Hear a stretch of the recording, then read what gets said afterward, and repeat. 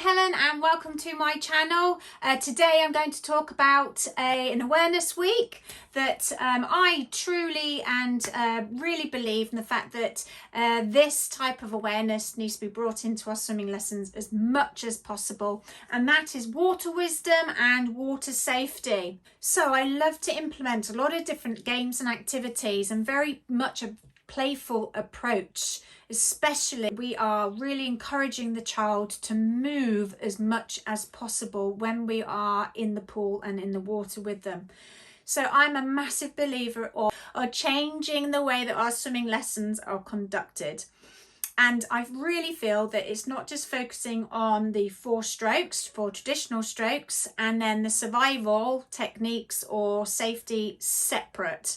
I really feel as though we need to bring them together and do it every lesson as much as we can possibly. And the way of doing that is playing games and adding themed activities. And the reason for this is that we need to prepare them for the real world, and it's not just the swimming pool that they're going to experience, it's going to be outside of the pool environment that they come to every week. And I actually have a water wisdom course that I did, or workshop, and it's very inexpensive, ridiculously inexpensive, and you can purchase it. And I go through what I mean by water wisdom as opposed to looking at survival or water safety techniques.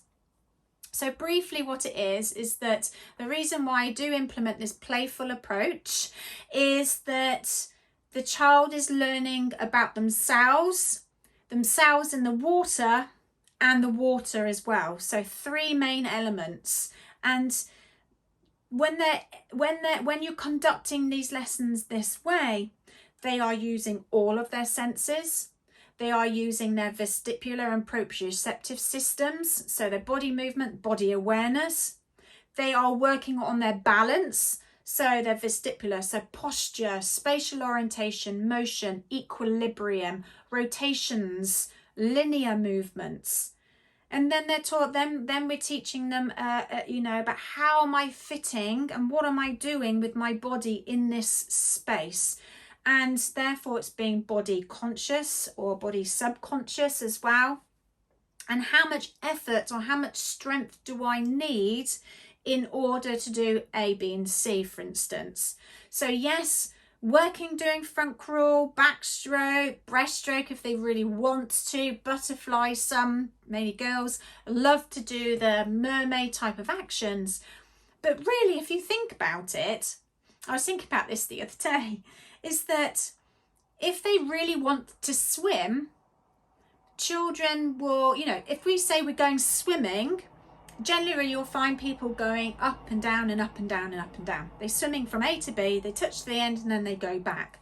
But children, when they're swimming, they don't do that. If you watch them come with their parents and as families, they won't be swimming up and down unless the parent is doing it.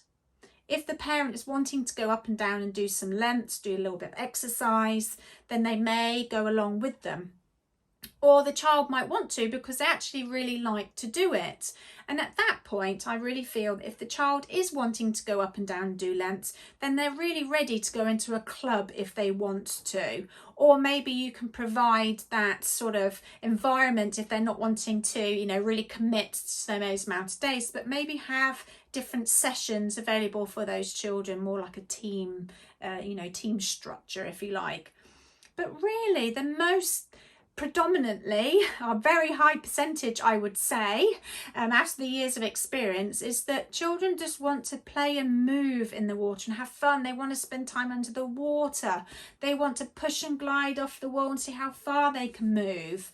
They want to maybe roll and handstands and just generally just have such a playful. And the reason why they're doing that is because they love the movement and feel of the water. They might want to do torpedoes through the water. And yes, how fast can they go? They might want to sprint as fast as they can go. But they're not thinking about how they're perfecting their hands or where their head positions are, how crazy their legs are going, if they're too low, too high. They're not thinking about that. And as much as instruction as we can do, when you leave them to it, a very small percentage will do it. But we're also challenging them in different ways of moving their body, because when we are preparing them outside of the swimming pool controlled environment, they're going to be a lot more understanding about what's happening.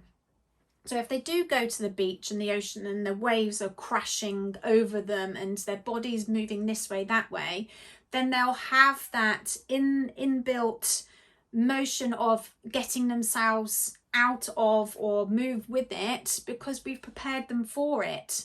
That's what I really truly believe that swimming lessons need to move towards. Ticking the box of, oh, they need to do this before they do this. Yes, we do work on rolls, and we work on rolls because it's tumble turns.